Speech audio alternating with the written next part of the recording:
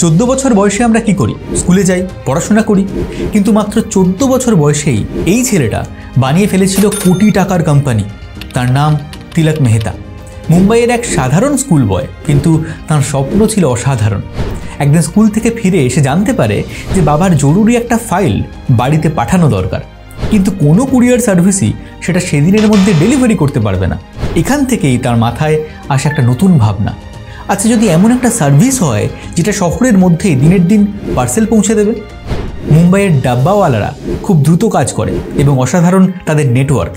এই ডাব্বাওয়ালাদের কাজে লাগিয়েই তিলকের আইডিয়া থেকে জন্ম নেয় একটা intracity courier service, papers and parcels, যেটা পার্সেল পৌঁছে দেয় একদিনের মধ্যেই।